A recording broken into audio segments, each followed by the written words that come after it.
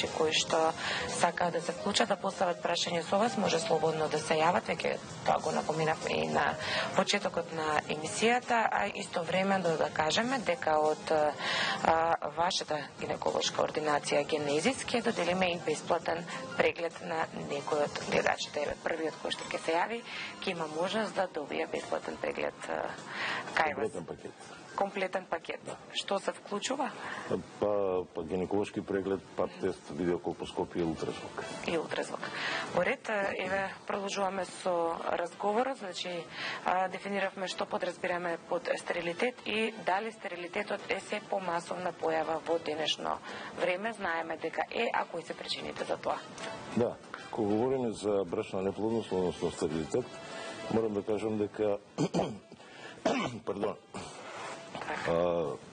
тие 10 до 15% кои што не успеваат да добијат концепт во оваа година или 6 месеци условно кажано, има некоја причина која што доведува до тоа. Обично честопати може да биде една, а може да биде мултифакторијална. Значи може да биде засегнат еден партнер, може да биде засегнат машкиот, може да биде женскиот партнер, и во една третина може да биде засегнати обата партнери. Значи, кога причините ги наоѓаме и во едниот и во другиот.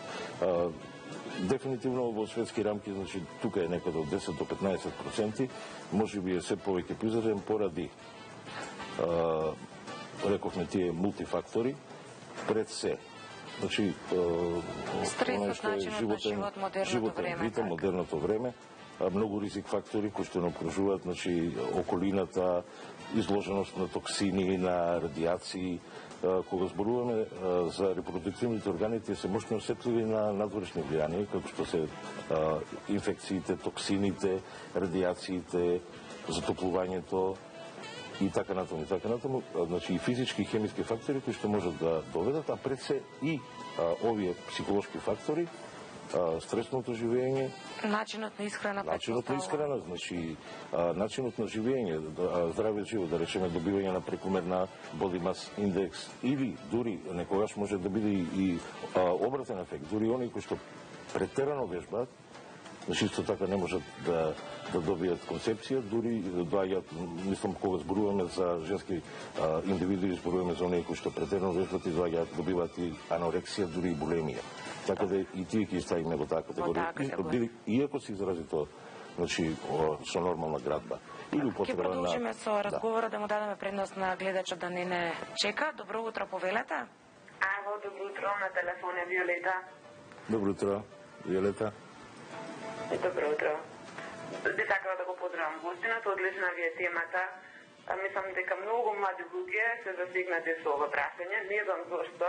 И докторот во текот на емисијата се надевам дека ќе објасни. Толку луѓе внимаваат на исхрана, вежбаат, се движат, не знам, физички се активни. Здрав начин, посебно исхрана. Не знам зошто е тоа така. Меѓутоа се надевам дека ќе објасните. Да.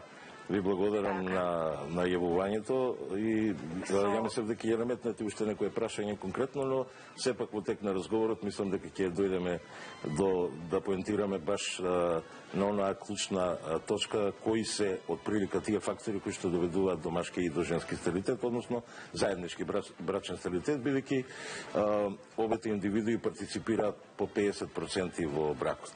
Така, гледачката која што се јави, дови, како што споменавме, бесплатен преглед кај вас во Генезис, слободно може да се јави, ќе ги оставиме и ви податоците што ги остави во режија, ќе ви ги дадеме вам, па може да се слушнете, да споменеме само каде се наоѓавте, да знае. На булевар Партизански одреди, Брос кафе, позади Брос кафе, Црвена вода, број 15.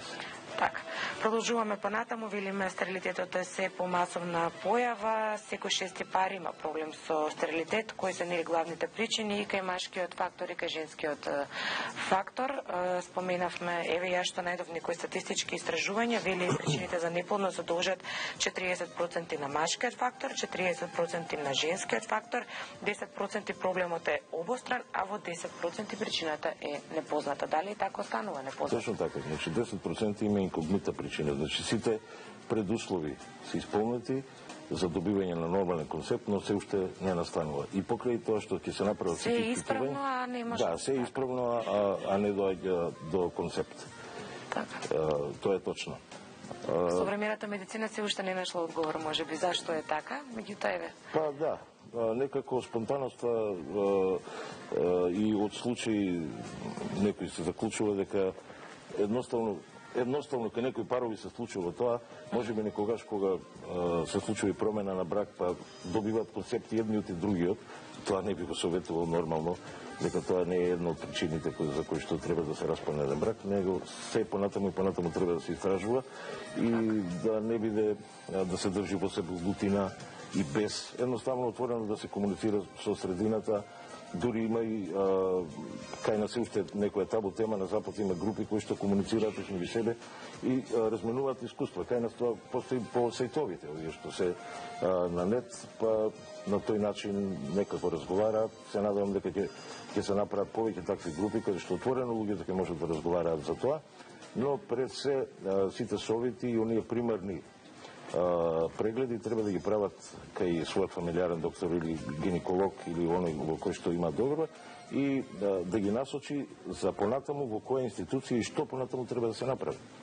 Така еве и кај мажите и кај жените што како прв чекор би се превземало како испитување што треба да се направи, што кај како прво треба да видиме значи кои фактори на ризик, односно што е причината кај машкиот, а што причината кај женскиот стерилитет, односно неможност за да се добие концепт. Значи кај мажите тоа може да биде примерно еректилната дисфункција, предвремена ејакулација, ретроградна ејакулација, тоа значи ејакулирање во самата бешика, значи не наоѓа семето пат кон утерусот, кон фалопиевите туби, односно јајцеводите, за да ја оплоди јајцеклетката. Потоа значи ненавремено спуштање на тестисите, отсуство на еден тестис, кој што исто како кај жената, за 50% се намалени шансите ако отсуствен едниот јајник. Дали е вродено така, значи ненавремено спуштање или по хируршки пат е останат поради постоење на некои други причини, како што се канцери, хемотерапија, радиотерапија, кои што секако дека ја намалуваат сета таа можност за концепција, за фертилност.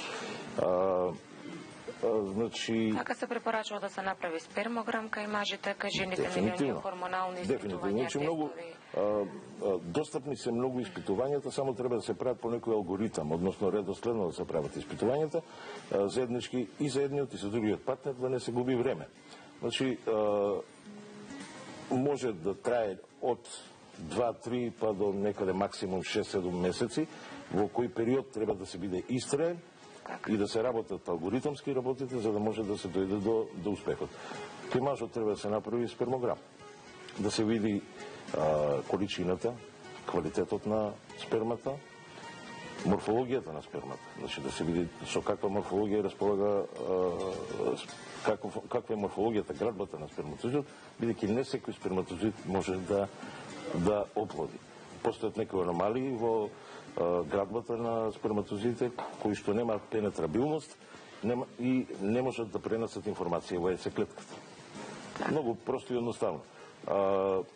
Треба да се види дали се пропустливи каналчињата на мажот, значи дали имаме дуктуси проводни, кај некои мажи дури имаме правено и вазектомија, кои што претходно оствариле доста неколку дечиња и направени се вазектомија, сега тој да видиме дали ќе сакаме дали да биде реверзибилен процес, значи оперативно повторна реверзија да се направи на сето тоа, или трансепидидимално да се види дали во тестисите постојат сперматозоиди и тогаш постојат и други начини на кои што може да се... И кај женскиот фактор има исто така голем број на испитувања? За женскиот фактор има поголем број на испитувања, значи треба да се види оваријалната функција пред се.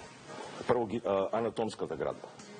Анатомската градба, постојат некои конгенитални малформации, како што се двороги матки, еднороги матки, срцевидни матки, пречки во самата вагина, некои синдроми, кои што дури се прави неопластика на вагина, односно оперативни техники, кои што постои утерус, но не постои надворешна гениталија вагина, па потоа се прават корективни операции, тоа се ретки синдроми. Потоа треба да се види на ниво на цервикс, значи дали е пропустит цервиксот, во самата шуплина на матката, дали постојат некои туморчиња, полипи, кои што го компромитираат кавумот, односно шуплината на матката или некој од орифициумите, отворите каде што треба да патот на семето, значи да биде слободен и нормално дека треба да се исклучат ендометритични поеми на јаници, односно функцијата на јаници, да се види дали создаваат нормални клетки, дали има цисти, јајце клетки, дали има цисти, дали има прираслици во самиот стомак, кои што биле резултат на претходни хируршки зафати, херни, прснати слепи црева, кои што можат да прават некои блок тумори, абсцеси и така натаму, кои што можат да го компрометираат концептот и самото носење на бременост откако ќе настапи концепција. Така, за да се направат сите овие испитувања, потребно е да не биде ова една табу тема, да постои страмка и партнерите да се преиспитаат, значи посебно во денешно време, доколку сака да се надмине ова, да се овозможи потомство, а доколку по нормализирање на сите параметри не дојде до зачнување, значи има и оние опции, понатаму како втор чекор инсеминација, трет чекор вештачко оплодување, нешто повеќе. Да, значи постојат неколку опции за доколку еден од партнерите, од партнерката не овулира, значи прво се прави индукција на овулацијата. Значи немаме создавање на јајце клетки, прави индукција на овулацијата, дали хемиска, дали гонадотропинска. Што понатаму? Значи често пати знае и спонтано, со спонтан сексуален акт доста нетрудно, асистирано, обично 28 дена трае оној регуларен циклус менструален и обично треба да се форсира некаде пред средината и еден ден после средината циклус за оние кои што се обучени како да прават мерење на базна температура или разни други тестови за проверка на самата овулација кај жената. Но ако не настапи спонтан концепт, тогаш се оди на среден чекор односно инсеминација. За инсеминација предуслов треба да се направи диагностички хистеросалпинкографија, значи снимање на тубите дали се проводни. Доколку не се проводни, за џабе инсеминација да се прави. Значи тогаш или се прави корективна хирургија или се оди на систем инвитро. Исто така, значи што е инсеминација? Значи артифицијално оплодување од самиот партнер или од донор.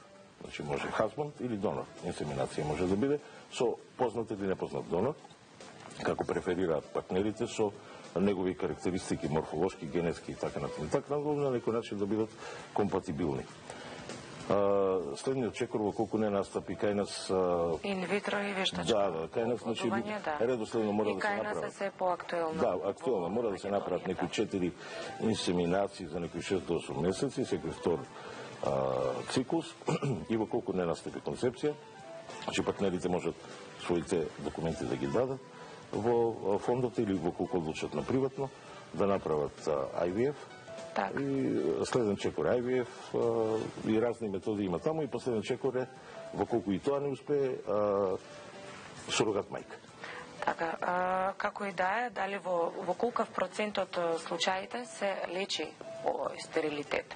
Дали сите парови на крај кои што сакале да имаат потомство успеале во тоа, посебно со денешните техники и технологии? Успеале со денешните техники и со нивната волја. Значи пред се достат цигари, алкохол, оние што ги викаат street drugs, значи актуелна и таа употреба, и оние што земат контрацептивни лекарства, после прекинувањето реверзија доаѓа и одма може да остане бремена. Значи да се промени начинот живот, благо вежбање, здраво живење, некогаш клучот се наоѓа таму.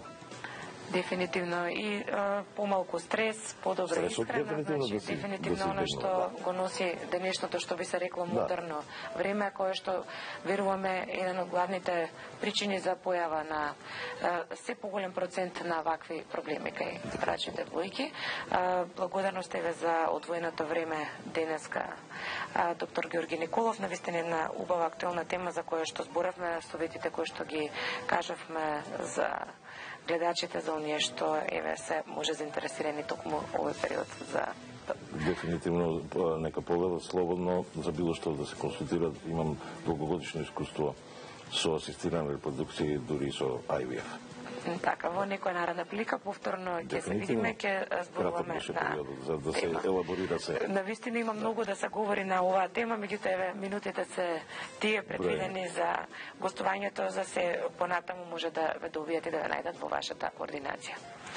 Продолжуваме понатаму, Гоце е подготвен да доделиме награда на некој од нашите гледачи. Да,